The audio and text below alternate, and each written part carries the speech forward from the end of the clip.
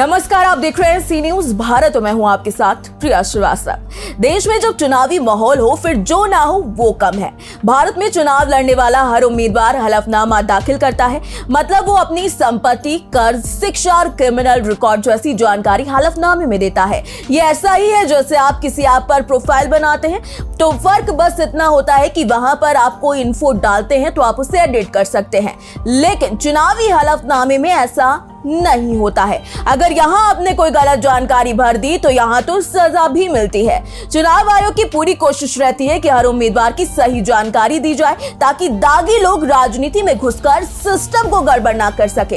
हालांकि सही जानकारी देने में कुछ लोग बड़ी चतुराई करते हैं और हलफनामे में संपत्ति और आय का जो खेल खेलते हैं वो किसी दिलचस्प फिल्म से कम नहीं होता।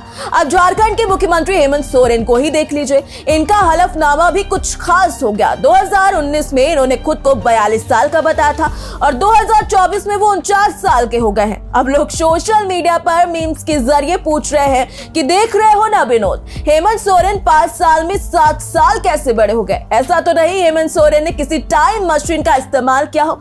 इतना ही नहीं, भाजपा की इस काम में यानी भाजपा भी इस काम में कहीं से पीछे नहीं है। हेमंत की भाभी सीता सोरेन की उम्र पर भी सवाल उठ गए हैं। भाजपा वालों ने सीता भाभी की उम्र में भी फर्क दिखा दिया है और उससे भी मजेदार वाकया तो हुआ महाराष्ट्र में। महाराष्ट्र के कांग्रेस विधायक असलम शेख की शैक्षिक स्तर तो कुछ और ही अलग लेवल का है। पहले चुनाव में उन्होंने खुद को 12वीं पास बताया था और 2024 में जैसे ही उन्होंने हलफनामा भरा तो वो 8वीं पास हो गए। अब ये तो बिल्कुल ऐसा है जैसे डिग्री का ड्रामा भी चल रहा हो। तो भाई इन हलफनामों में जो कंफ्यूजन है वो साफ तौर पर दिखाता है कि राजनीति में कोई भी गड़बड़ या फिर फर्जीवाड़ा करने से नहीं चूकता है। हलफनामे को लेकर जो हंगामा मचता है वो बताता है कि सच और झूठ के बीच एक पतली सी लाइन होती है और कभी कभी ये लाइन अच्छे दिन के हिसाब से बदलती रहती है। फिलहाल इस खास रिपोर्ट में था ही। देश दुनिया की बाकी और खबरों के लिए आप बने रहिए सी न्यूज भारत के साथ।